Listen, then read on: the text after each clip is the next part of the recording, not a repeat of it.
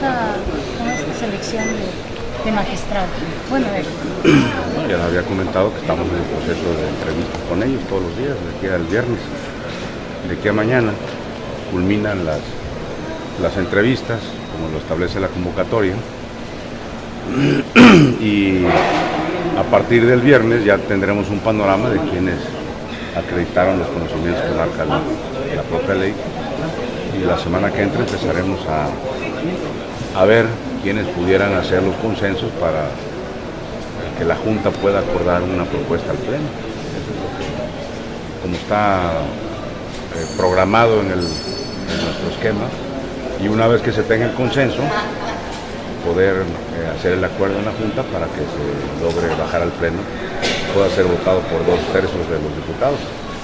Si no hay consenso, pues no baja al Pleno, hasta que no tengamos un acuerdo entre los coordinadores de que vamos a sacar a esas personas, porque el acuerdo de la Junta ya da nombres y apellidos de propietarios y suplentes comisionados, entonces no podríamos ir hacia el garete a ver quién saca más votos y quién lo logra, ¿no? Entonces tiene que ser muy bien negociado previamente con todos para que nos pongamos de acuerdo por consenso, como se hizo con el tema de la Comisión de los Derechos Humanos. ¿Cuál sería el perfil que se tendría que estar buscando para estos 3 comisionados? Bueno, el perfil está determinado en la ley. Tienen que ser gente profesionales, independientes, capaces, con conocimientos en la materia de transparencia, del acceso a la información pública. Hay quienes han acreditado esas calidades con las entrevistas, otros con documentos, y ya iremos viendo, ¿no? Quienes reúnen el perfil de idoneidad, y aparte de la idoneidad, pues está quien haga consenso, ¿no? Habrá quien diga, no, este no, porque tal otro, y los partidos empiecen a hacer cuestionamientos, como se hace siempre. Ya veremos quiénes pasan los filtros para que, además del asunto de la capacidad, reúnan la idoneidad de tener el consenso de 2/3, que es lo que en el fondo busca la ley, al determinar esa votación calificada para su designación. ¿Ah? ¿Ellos podrán cabildear con los diputados su posible designación? ¿Se va a permitir dentro de esta? No está prohibido, pueden reunirse con quien quieran, mostrar sus currículums, etcétera, pero finalmente va a ser un acuerdo en la Junta, que es donde los estamos analizando, los estamos examinando, y no está prohibido en ninguna parte que puedan tener ese tipo de acercamientos o reuniones en general.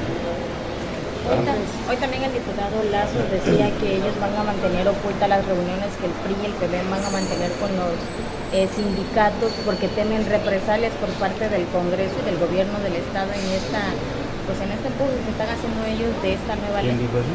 El diputado Lazo. Claro, pues, a lo mejor el producto de la imaginación del diputado Lazo, qué tipo de represalias puede hacer el Congreso contra los líderes, contra las personas que participan en las reuniones. Ellos se reunieron ya con nosotros y lo hicimos de manera pública, no pasa nada. O sea, hay discusiones que se están llevando a cabo en los tribunales con el tema de la acción de inconstitucionalidad, y está una iniciativa que ellos presentaron el día de ayer, que tendrá que ser analizada por la comisión en su momento procesal oportuno, y nosotros vamos a citar primero, porque hay que llevar un método, hay que llevar un orden de conocer los porqués de las cosas. Ni ellos mismos saben, ni ellos mismos conocen al detalle la ley, que no la han leído. Entonces yo creo que no ven las partes positivas de la ley, no han hecho un balance de lo que contiene la ley anterior.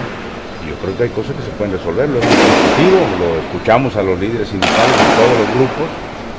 Tienen algunas preocupaciones que nosotros consideramos que son legítimas, que se pueden atender, y otras que nomás no pasa, nomás que porque quieren más servicios, quieren más medicinas, quieren más médicos, quieren más clínicas, quieren mejores servicios, quieren mejores pensiones, pero no quieren aportar nada. Pues eso no se puede, es simplemente incongruente, hay que ser muy serios en esto.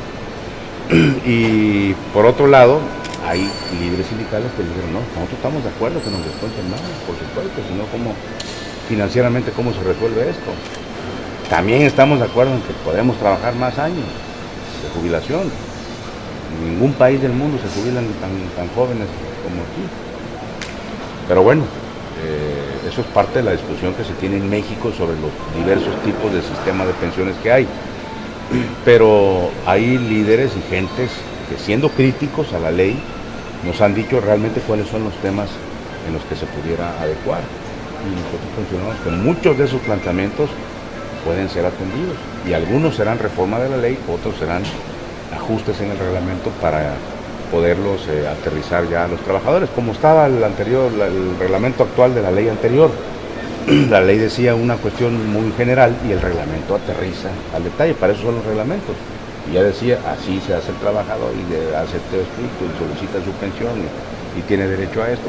Ya el reglamento se encarga de especificar y de aclarar las dudas. No se ha hecho el reglamento y por eso a lo mejor les genera dudas. El reglamento que está no corresponde a la nueva ley, eso se va a derogar y se va a hacer un nuevo reglamento por parte de la Junta de Gobierno, están en eso. Yo estoy seguro que muchas de las preocupaciones legítimas de los trabajadores se van a atender en el reglamento, otras a lo mejor no. Otras va a requerir que entremos a un análisis de la ley para ver dónde se puede arreglar. Pero de manera seria, no nada más represalias, escondidas. Ya nos vimos en los tiempos del PRI, eso ya se acabó. Aquí no se reprime a nadie, pues cualquier gente puede decir las cosas, reunirse, aquí vienen y se plantan y hacen huelgas de hambre y no pasa nada. Ahí vieron lo que pasó, la señora Brígida hacía desmanes aquí, tira huevazos, insulta, grita, se le aplicó el reglamento, obtuvo una suspensión provisional y bueno, la señora tiene que entrar, vivimos en un régimen de derecho. Aquí tenemos que respetar las leyes y lo mismo va a ocurrir con las acciones de inconstitucionalidad. Si la Corte determina tal o cual situación, nosotros tenemos que acatarla como lo ha hecho el Congreso siempre. No podemos jugar a las vencidas con la ley ni con las autoridades. Aquí lo que procede es ser muy serios. Por un lado interponen una acción de inconstitucionalidad que ellos saben que esa vía por los tiempos de la Corte es tardada, y por otro lado ya quieren que ahora se apruebe una reforma a la ley. Pues bueno, ahora vamos a ver qué pasa, porque no se puede estar haciendo reformas a la ley a capricho. La jerarquía de normas establece que la Constitución va por encima, y si la Corte dice esto se tiene que ajustar así, así, así, entonces ¿para qué nos metemos ahorita a un desaseo de andar modificando la ley que puede venir un mandato distinto de la Corte? Entonces, si se desisten de la acción de inconstitucionalidad, bueno, pues ya nos quitamos ese problema y nos centramos en el tema de la ley, ¿no? Ya por ahí hablaron de esa posibilidad, porque realmente era exagerada la acción de inconstitucionalidad, hablar que la ley viola los derechos humanos, ¿no? Nosotros pensamos que no, pues que se desistan. Entonces ya podemos entrar a un análisis más sereno, que venga el director del ICET, que nos explique las partidas, los estudios actuariales, todas las corridas financieras que impactan un año más que trabaja el trabajador, cuánto implica eso en dinero. Un peso más que se le descuenta al trabajador, los descuentos, los porcentajes que están determinados en el gradualismo que está determinado por la ley, cuánto significa eso en dinero. Eso no es algo que podamos hacer en una calculadora ahorita ustedes y nosotros aquí. Son corridas actuariales que hacen expertos, actuarios, que determinan, porque son 100,000 trabajadores. Entonces, aparte de eso, entran las familias, y los padres también son beneficiarios, y los hijos, y dependientes económicos. ¿Cuánto impacta eso? Eso solo lo sabe el ICET.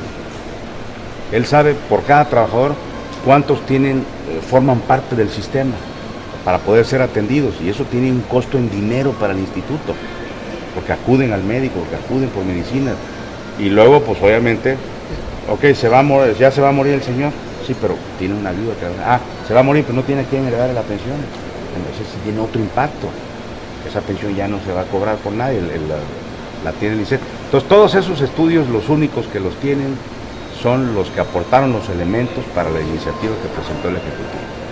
Vamos a escuchar todos esos fundamentos para saber, no como dijeron ellos, que le quitamos un punto, 3 puntos, sin saber qué significa eso, cuánto vas a mermar y sangrar al instituto, y si eso no va a abonar a la solución económica y financiera de la crisis que tiene el sistema. Entonces yo creo que es un tema de dinero, lo comentábamos ayer o antier, y está perfectamente justificado. Que venga el director del ICET, ahora ya en un contexto mucho más sereno y no haciendo un circo electorero, y a partir de ahí nos volvamos a reunir. Ya tenemos los documentos y hay un grupo de trabajo de nosotros en el PRD que está analizando al detalle las propuestas de los sindicatos, cuáles son realmente viables y cuáles no. Por otro lado, cabe decir que nosotros les dijimos a ellos en las discusiones, yo personalmente lo hice, cuáles cosas eran de plano. A ver, ¿y a ustedes les parece esto correcto? Y dicen, no, pues no, a ver, y discutimos los temas a fondo, no en el ánimo de andarles sobando lomo, no, seriamente, a ver, les leí un documento de las bondades de la ley, no lo sabían muchos de ellos. ¿Eso dónde está? En el artículo tal de la ley. Ahora tienen este derecho, ahora tienen este otro derecho. Es que nos van a descontar más, sí, pero ahora parte de esos descuentos nuevos, una parte se va a un fondo individual de retiro, que antes no existía. Y ese dinero lo van a ahorrar a lo largo de la vida activa económicamente del trabajador, y cuando se vaya, además de su pensión, se llevan ese dinero que ahorraron, que es parte de ese descuento. O sea, ese dinero no existía antes. O sea, no es un dinero que se quede el instituto, es una cuenta individualizada que va a tener cada trabajador, y esa cosa muchos no lo sabían de los líderes. ¿Cómo no leyeron la ley entonces? ¿O qué? Está en el artículo tal. Entonces se volteaban a ver así. Entonces yo creo que hay cosas que nos ha servido este debate para ir comprendiendo mucho más una ley que tiene un carácter muy técnico y que no es de una fácil comprensión. Si para ciertos abogados y gente que hemos estado metidos en estos temas nos hace difícil entender algunas de las redacciones técnicas, pues imagínense un trabajador que no conoce de esto, que simplemente algún grillón ahí le dice, oye, es que esta ley te va a sangrar y te vas a quedar sin pensión, vamos a la manifestación. Yo creo que hay que leerlo y estudiarlo bien. Y entonces nosotros estamos en la actitud, así se los dijimos, de revisar en lo que realmente puedan ser afectados, sobre todo aquellos trabajadores que ya tienen, que les faltaba ya muy poco para jubilarse, y que algunas de las disposiciones pudieran decir, oye, pues yo ya, el año que entra yo ya me iba, man, déjamelo así. Bueno, podemos ver, revisar cuántos trabajadores están en esa franja que pudiéramos hacer ajustes para que ya se vayan conforme a una ley en la cual cotizaron el resto de su vida económica, ¿no? Pero el resto de los trabajadores, los que están iniciando eso, esos entran conforme al nuevo esquema, que es como está diseñada su nueva entrada a la vida económica activa en el ICEP. Me faltó mejor difusión, o sea, porque lo que nos está apuntando es que si bien se suben algunas cuotas, estamos hablando que la parte se suben más derechos, más prestaciones, lo que parecía ser que no se está viendo, ¿no? Sino que parecía que nada más está hablando de subir cuotas, pero no se habla de que suben todo lo demás.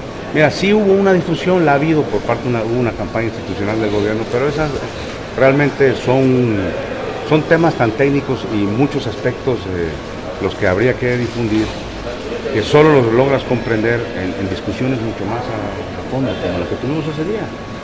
Yo les pedí que me dejaran leer todas las bondades de la ley, porque nada más hablaban de lo que les afectaba. Vamos a ver ahora los beneficios que van a tener con la nueva ley que no tenían con la anterior, y se los dije todos, se quedaban así. Muchos, claro que lo sabían, era parte de un tema político también, pero muchos de los compañeros ahí de buena fe no tenían ese conocimiento. ¿Y en qué artículo está eso? A ver, pasa la ley. Artículo tal. Una reunión muy puntual, no como las que han tenido con ellos, ahí que es de grilla, que vamos a los trabajadores, que vamos a apoyar, y que esto, y que no vamos a permitir que el gobierno, eso es rollo.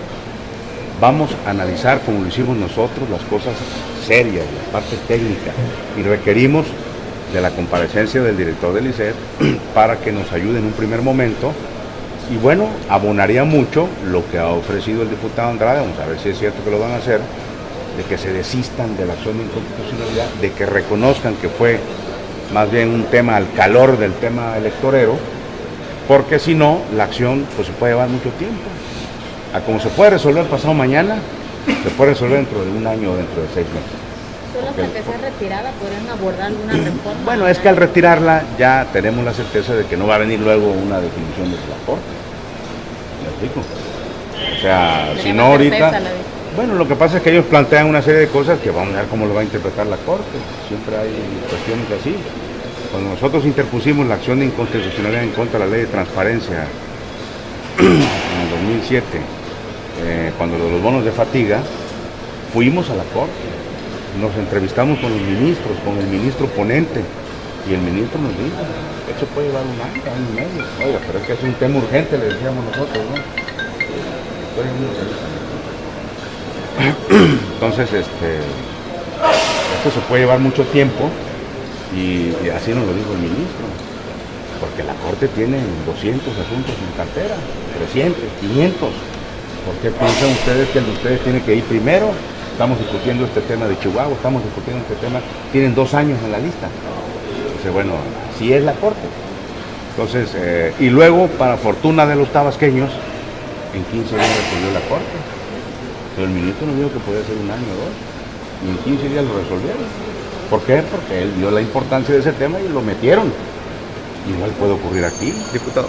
Pues yo creo que es cuestión de revisarlo seriamente, y yo estoy seguro que ahora que termine el proceso electoral, todo el mundo le va a bajar de intensidad a lo político, y nos vamos a centrar en el tema que realmente le importa a los trabajadores, que es su mejoría, el fortalecimiento de su sistema de pensiones, que los trabajadores puedan tener la seguridad de que cuando se jubilen van a recibir una pensión digna, y que cuando acudan a los centros del ISSSTE van a recibir atención médica decorosa, y van a tener garantizado el abasto de medicamentos para ellos y sus dependientes.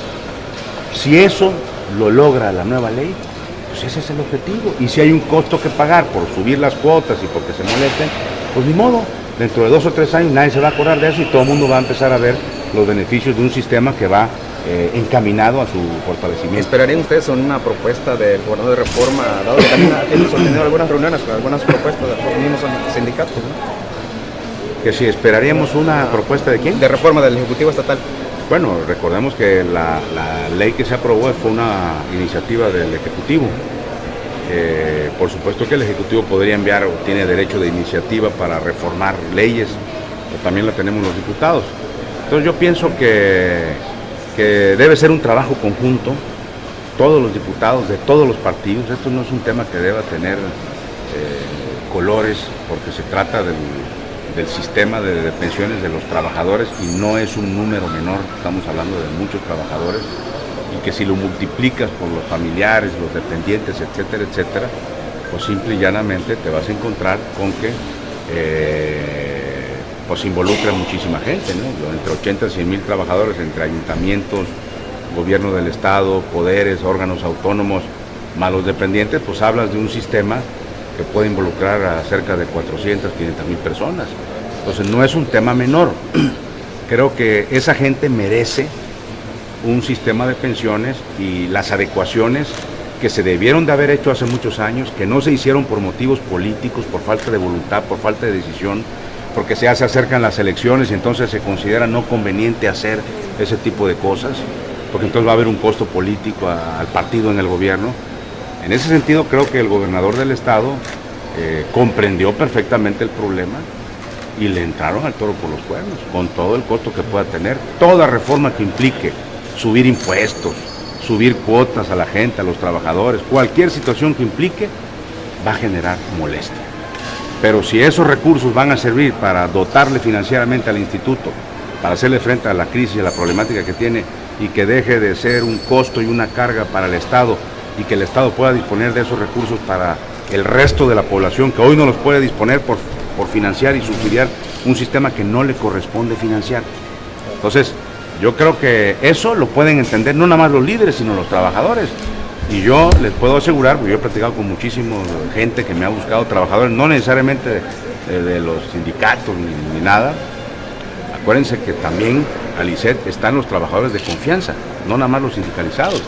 Y yo he platicado con muchísima gente y te lo dicen, está bien que nos suban las cuotas, pero lo que sí queremos es que yo vaya al ISSSTE y me den cita para operarme, que me garanticen los medicamentos y que no me amenacen con que no voy a recibir mi pensión. Entonces yo creo que de eso es lo que se trata el asunto, y no se deben politizar estos temas, porque deben ser tratados técnicamente, porque son soluciones técnicas a problemas de tipo social. Gracias. Andrés, muchas gracias.